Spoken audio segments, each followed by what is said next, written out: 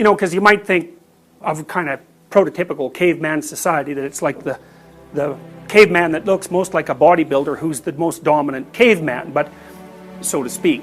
But what de Waal found among the chimps was that the chimp who was at the top of the male dominance hierarchy, who remained at the top relatively stably so that he wasn't brutally murdered, say, by two chimps that were below him in the dominance hierarchy, was actually kind of a good leader in some sense, you know. So he got along well with the females in the troop and maybe even attended to their children to some degree, and he wasn't a completely unpredictable tyrant. You can't eliminate the necessity of being attracted to one another. That's important, and that's mysterious, you know. So for example, here's a funny thing. One of the things we know that attracts people to one another is bilateral symmetry.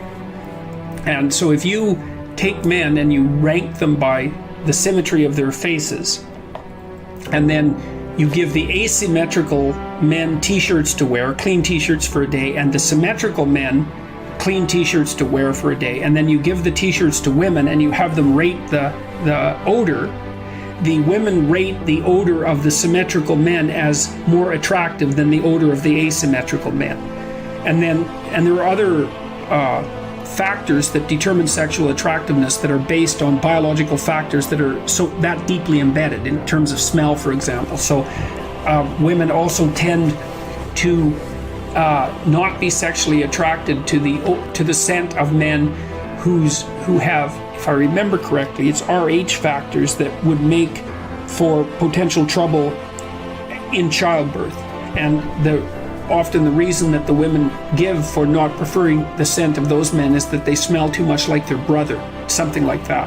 So there's weird, mysterious things that determine whether or not people are sexually and physically attracted to each other, and I think it's very important that that's part of a marital relationship. The next most important thing is trust, man. It's like there's no marriage that's successful without trust. You've got to tell each other the truth. And one of the reasons that Jung believed that marriage and an oath and Carl Jung as a bond was necessary, it's really wise. It's like, you know, telling the truth to someone is no simple thing, because there's a bunch of things about all of us that are terrible and weak and reprehensible and shameful and all of those things, and they kind of have to be brought out into the open and dealt with. And you're not going to tell the truth about yourself to someone who can run away screaming when you reveal who you are. And so the marriage bond is something like, okay, here's the deal. I'm going to handcuff myself to you, and you're going to handcuff yourself to me. And then we're going to tell each other the truth, and neither of us are going to get to run away. And so once we know the truth, then we're either going to live together in mutual torment, or we're going to try to deal with that truth and straighten ourselves out jointly. And that's going to make us more powerful and more resilient and deeper and wiser as we progress together through life. And I think that's absolutely brilliant, because if you leave a back door open, man, you're going to use it, that's for sure. And the oath is there, and this was Jung's commentary on the spiritualization of the human pair bond by Christian marriage, for example, which emphasized the what would you call it, the subordination of both members of the marital union to a higher order personality that was embodied in the figure of the Logos.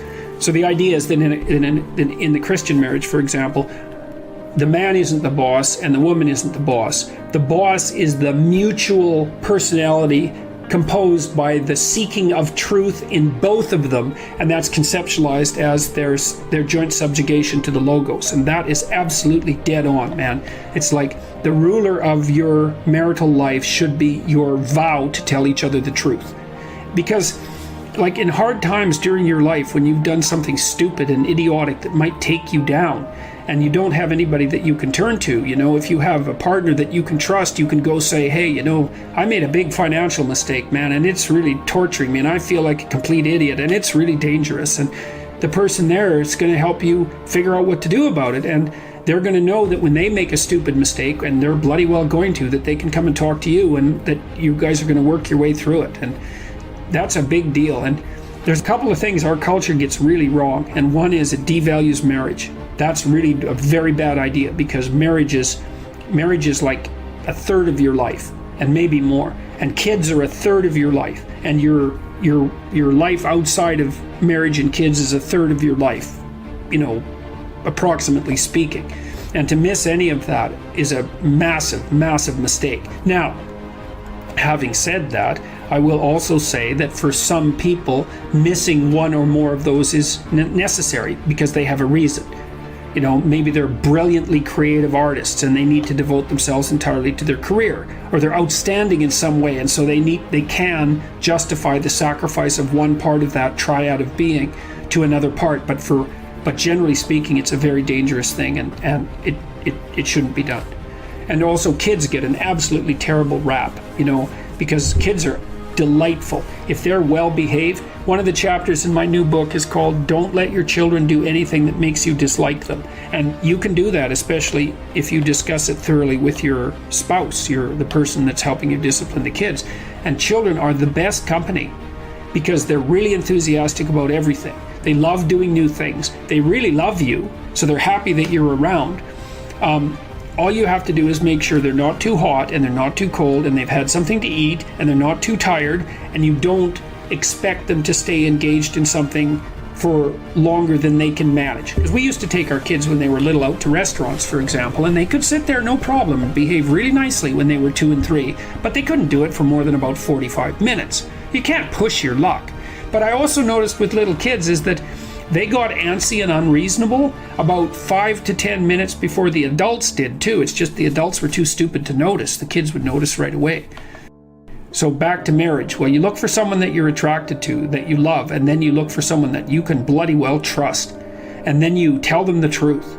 And that way maybe you can get through life and you can have someone to weave the rope of your being with and together to make your joint rope stronger, and you can have some continuity in your narrative, and you can have children, and then you can have grandchildren, and you can have a life, man. And there's nothing, you're so fortunate if you can manage that. And so, okay, so there's that one.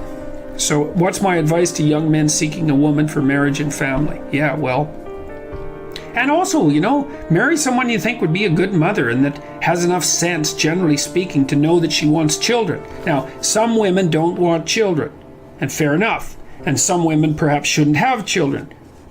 That's also possible. But the general rule of thumb is, especially once a woman's, in her mid-20s, if she doesn't know that she wants children or won't admit it, unless she has a viciously important reason, then she's not oriented properly psychologically. She doesn't know what's important in life. Now, that might also be the case with you, and it probably is, but as a rule of thumb, that's a really good one.